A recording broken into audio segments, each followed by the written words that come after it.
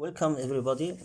10th grade, we are going to read the text in Unit 8, page 84, Bobbie Joy's Diary. You are going to listen to the text, and after that we are going to send the translation and the questions. Okay, listen please and concentrate. 84 2.10 Reading A Diary. Bobbie Jo's Diary. Monday, June 15th. I have to meet someone that I don't want to meet. Anyone except me would be pleased to meet their brother's beautiful fiancée. When your successful older brother gets engaged, it's a time for celebrations, for congratulations, for families to get together, to meet and welcome each other into their lives and hearts in a spirit of friendship and generosity. That's the theory, anyway. The trouble is, I'm hopeless at meeting anyone. Inviting me to present myself and, presumably, make a good impression on a Harvard graduate, who has just gained a doctorate in economics, by the way, is like asking a donkey to stand beside a champion racehorse and feel good about it. Serena, even her name sounds elegant. I'm still known as Bobbie Jo at home, which was fine when I was 2 and couldn't say my name but is now a complete embarrassment. Will be coming for dinner, a special dinner, with Max, my brother, on Saturday. In her honor, 2 aunts, 2 uncles, 1 grandmother, and an assortment of cousins have also been invited. They, like my parents, are all keen to meet this prospective daughter-in-law who is already considered to be an asset to our family. The preparations are underway. My mother has been scouring her recipe books for just the right combination of dishes. And it's time we spruced up the living room, she insisted.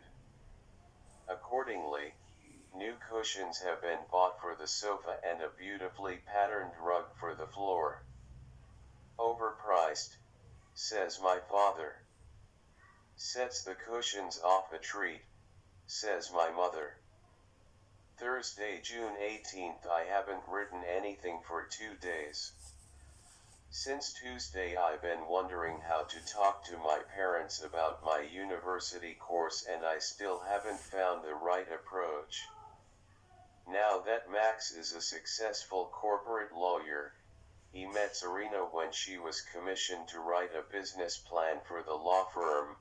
My parents are keen to see me following in his footsteps, or, perhaps now, her footsteps. Neither of these is the path I want to follow, and it's difficult to tell them about the literature and creative writing course I've found.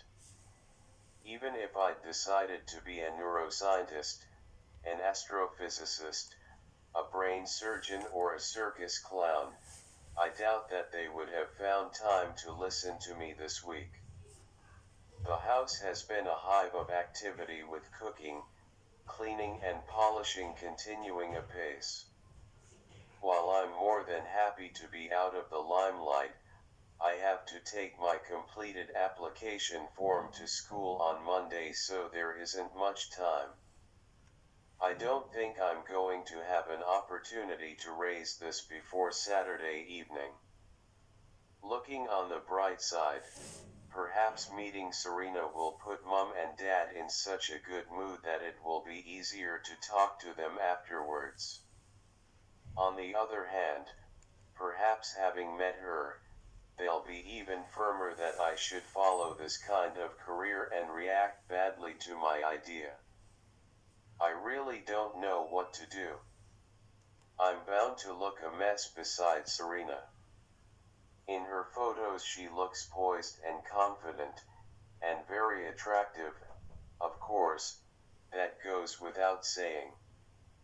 I know I'll appear tongue-tied and awkward. I can't imagine a worse prospect than Saturday evening. 85 Reading, a diary 8 Sunday, June 21st. Yesterday was quite a day. It had been getting hotter and hotter during the last week. Mum decided we would eat outside in the cool of the evening, so a long table was laid out in the garden.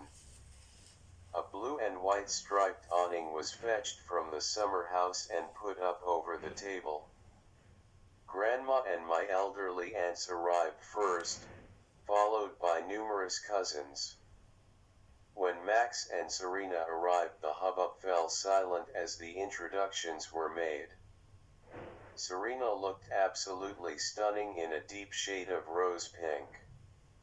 She'll make a beautiful bride, Grandma whispered eagerly to Aunt Lena. She will, won't she? Aunt Lena readily agreed.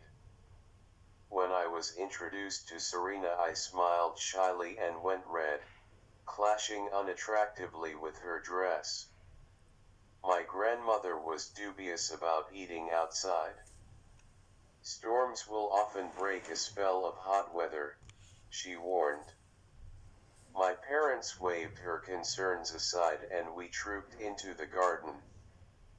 We were more than halfway through dinner, when there was a terrific crash from the sky. That'll be thunder, said Grandma, sagely. A second clap followed, louder than the first, and suddenly the heavens opened. My father and brother hurriedly helped the old ladies towards the house. Cousins grabbed whatever plates and bowls they could from the table and sped indoors. I was about to follow when a sudden gust lifted the awning and threatened to fly it away over the houses. I grabbed 2 poles and clung on. The awning stayed put. Then I saw Serena holding tightly to the poles on the other side. We stared at each other for a moment, then laughed. The awning started to sag and fill with water like a paddling pool. It got heavier and heavier, then too heavy to hold. At the same moment we let go and the awning fell to the ground in a cascade of water. Rain fell in torrents. I grabbed Serena's hand and we dashed into the summer house. We got talking. There's not much else to do when you're stranded in a summer house, and she asked me about myself and my future plans. I told her my parents had strong views about my career. They want me to take up a profession and be successful like you and Max are, I told her. They don't, do they? She sounded genuinely surprised. She told me that Max had shown her some of my work that was published in the school magazine.